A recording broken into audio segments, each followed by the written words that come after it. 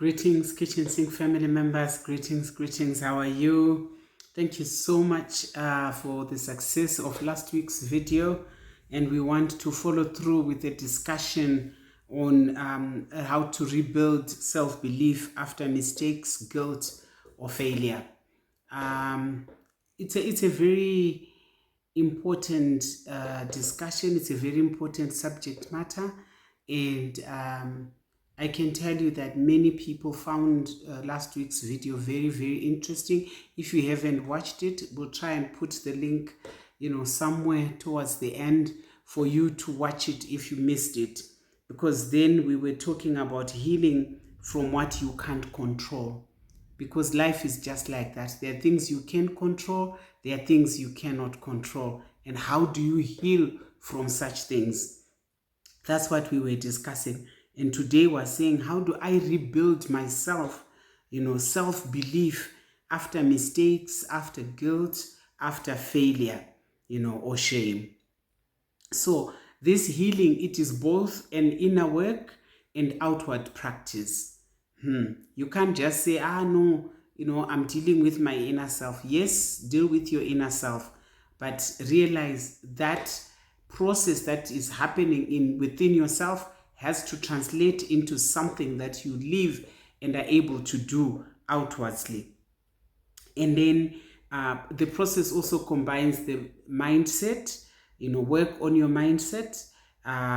You have to work on, small repeated wins, things that you can point at on a daily basis, on a weekly basis, that this is what I've done, this is what I've achieved. Those small wins are very important. And like I've discussed before, and I'll say it again, skills building is required for any meaningful change in anyone's life. You have to learn new skills. You have to apply new skills so that, the change you desire becomes something of a permanent nature. And then it's very difficult to rebuild self-belief after mistakes, after failure, after guilt and shame, to do so alone. You need social support. You need a support system around you. For someone, you may even need spiritual support for the work that is required for you to be, fully restored, fully recovered from sometimes the damages that we suffer after guilt, after shame, after mistakes, and after failure. So, step number 1, according to how I've observed people that have done this successfully, you have to prepare for it. You have to engage yourself to say, okay, so what is it that I'm going to do with myself? And you set aside time. Allow yourself a period of time, sometimes 10, 20 minutes daily, to just sit down and focus on what is it that you are actually going to do to come out of that space where you are. Sometimes you may, in fact, all the time, you need to write things down, journal things down. If you can use a technical journal, you can use a manual one, the paperback, our usual paperback, whichever way seems suitable for you. You want a My Comeback journal where you write things steps that you're going to take for your comeback to be successful. It will be entitled My Comeback. 2025, we are concluding this year with My Comeback. I'm preparing for my success in the year and the years to come. And you are deciding one little habit. We're back to habits. One little habit that you are willing to do for the remaining, weeks of the year. I think now we know that we are probably in the seven more weeks to go. So in these following weeks, what are you going to do? What are you going to do? Small little steps that you're going to take so that you rebuild yourself.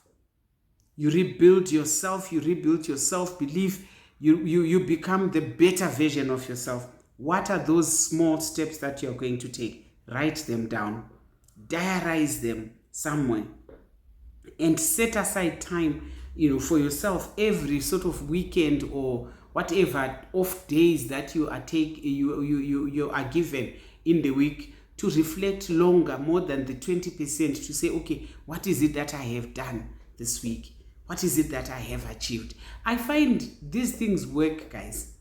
I'm telling you, at the beginning of the year, remember, I told you I wanted to publish a book. I really struggled. I thought it was going to happen in the first 3 months. It didn't happen. I said, okay, let's extend grace. We leave it open-ended. It finally happened in August, if I remember, or was it September? Finally happened in September. But every so often, I would go back to my goal. I'll go back to the manuscript. I'll go back to the publishing process. I would seek to understand. I would have to learn new skills around, self-publishing. And those little skills added one on another until eventually the work has been published. All I'm trying to say is you need to do that for yourself if you're going to come out of this place, in your life for yourself. And then step number 2, we said, self-forgiveness. We talked about it, and we said last week, you can even write a letter to yourself. You have to actually do it. Sit down for this ritual where you're saying, I'm forgiving myself for delays that I have caused in my life. I'm forgiving myself for the missed opportunity. I'm forgiving myself for this great failure in the opportunity that had come my way. I misused it. I did not, work hard, whatever, however life played out for you. Say it to yourself, and you will find that you release yourself, you deliver yourself, And then also apply compassion. Don't be too hard on yourself. Once you've acknowledged, I've done it, this was a mistake, even if intentionally you knew that, I'm wasting my money, I'm wasting resources, acknowledge that you've done it, and let's move on to the next step. And then you must also tell yourself that, you know what, girl, you deserve compassion. You deserve compassion. It has happened. It's not going to define you for the rest of your life. Tell yourself, be kind to yourself in this process. And then step number 3, reframe, regret into learning. We've said it, but we'll say it again. Stipulate the lessons learned nicely. This is what I've learned.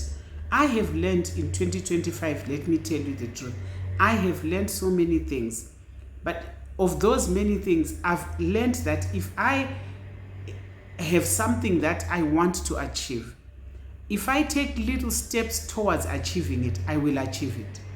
If I leave it as a grand goal that I want to achieve, it will look so big, so humongous. I'll do nothing about it, year in, year out. And I'm saying for us, we are taking little steps. Small action, and those actions might be, I said 10 minutes, 20 minutes a day, focusing on, okay, this is what I'm doing. It means my piece of work must be somewhere where it's easily accessible for me.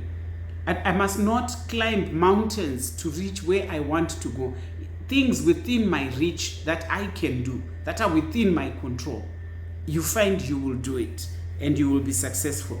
And in the process, if, for example, whatever you have done has given you a small win, begin to celebrate. You remember Miss Clarissa Ranganai.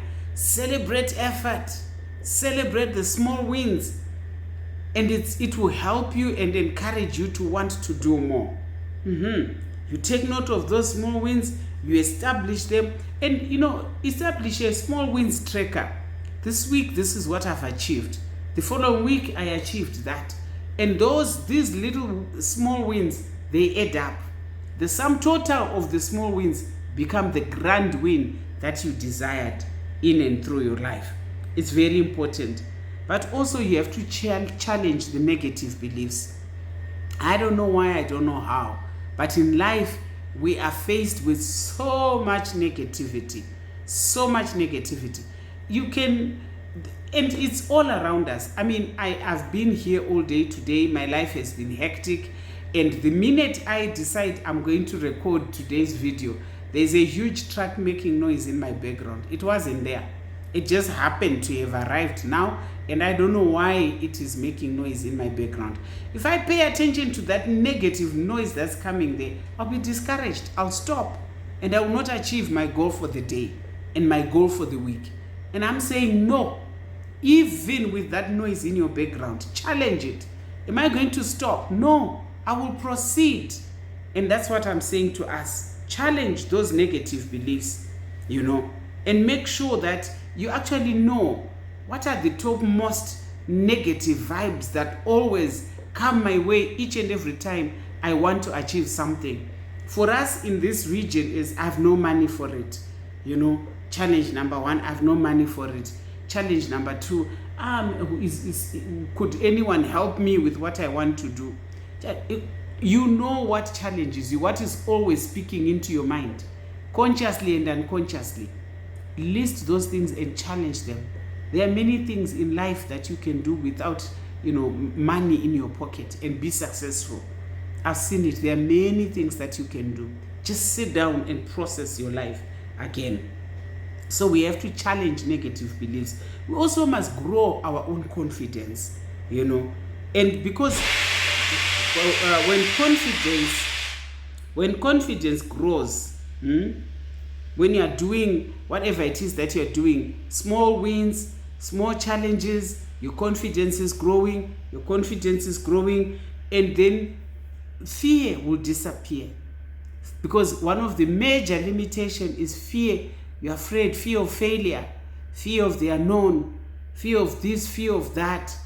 Let's not be let down because of those challenges that we are facing. Confront them, and you will come out the winner. In the process, sometimes you have to rebuild your own identity. Sometimes these failures, these mistakes, they actually would have redefined who you are. Everyone, even yourself, you're looking at yourself through the lenses of this failure. No, there will come a place where you have to say, I'm a winner. I am a winner. I'm not a failure.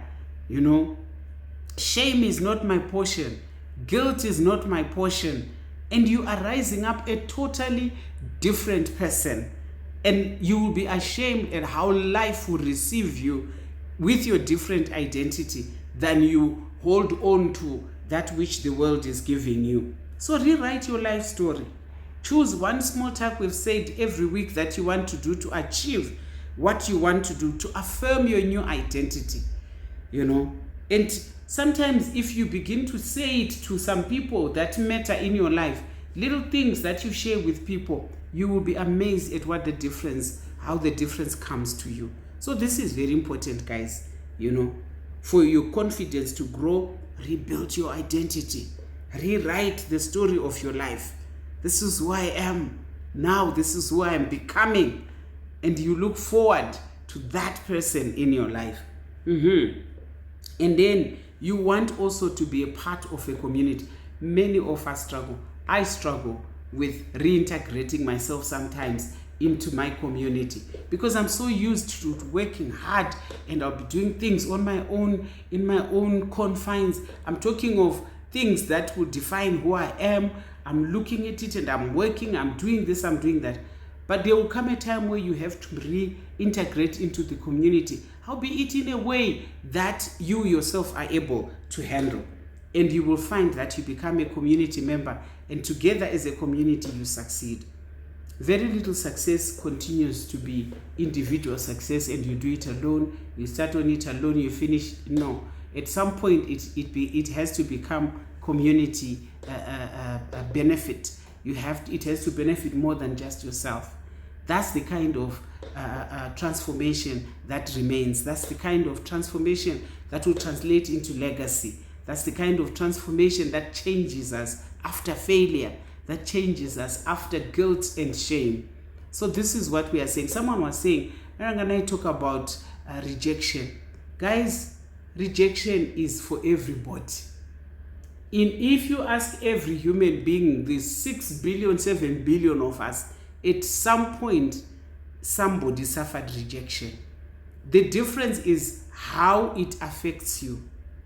So if you have been rejected in life, some people are rejected naturally even before they are born. You hear of parents who say, we didn't plan for you, we didn't want you, and they speak rejection over your life even before you were born. There's that kind of rejection. There's some kind of rejection where people they look at you, they wanted a boy child, you were born a girl, you are rejected. They look at you, they wanted you lighter than, and you came out darker, they reject you. They wanted you to be of this type of character and you happen to be that kind of, they reject you. You grow up, you think you are successful, you've done, your parents are pleased with you, everybody's pleased with you, you join the marketplace, you encounter a boss who rejects you. You encounter a husband who rejects you, a family you marry into that rejects you. Rejection is a wash.